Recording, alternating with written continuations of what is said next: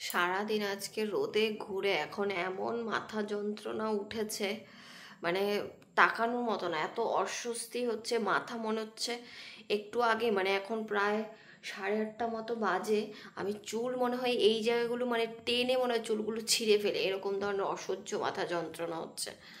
আর মাথায় মলম লাগিয়েছি তাতেও কোনো কাজ হচ্ছে না, এখন মনে হচ্ছে স্যারিডন ট্যাবলেট খেতে হবে।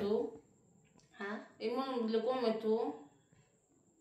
কি জানি আমার মলম টলমে কোনো কাজ হয় না, আমি মানে কতবার মলম মানে আগে মলম দিয়েই সারানোর চেষ্টা করি, কিন্তু মলম দিয়ে আমার কোনো কাজ হয় না। যে অবধি 6 মাস অবধি ওষুধ খেয়েছিলাম মাইগ্রেনের, তখন মোটামুটি 6 মাসে খুব কমই ছিল, 1-2বার হয়তো বা হয়েছে, কিন্তু আবার যন্ত্রণাটা শুরু হয়েছে আজকেও প্রায় বহুদিন পরে, মানে মাস দুয়েক পরে আবার শুরু হয়েছে যন্ত্রণাটা।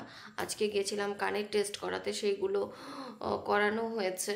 আর এসে মানে দুপুর থেকেই হালকা হালকা মাথা যন্ত্রণা করছে, ভেবেছি হয়তো বা কমে যাবে, দুপুরে আজকে ঘুমাইনি, তো সেই কারণে মানে এখন অস্বস্তি হচ্ছে যে মানে হয় না যে মাইগ্রেনের যন্ত্রণা একমাত্র যার আছে সেই বুঝবে কি যন্ত্রণা।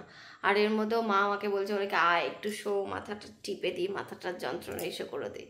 আমার নিজেই অসুস্থ, মা আবার আমাকে ট্রিটমেন্ট দিচ্ছে এখন।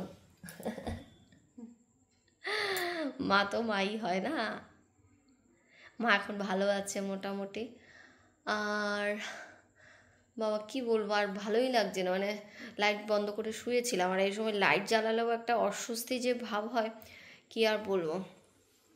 চলো, 2 দিন ধরে ব্লগ শেয়ার করতে পারছি না, শরীর ভালো নেই, আবার এডিট করতে পারলে আবার শেয়ার করবো। Tata, bye bye.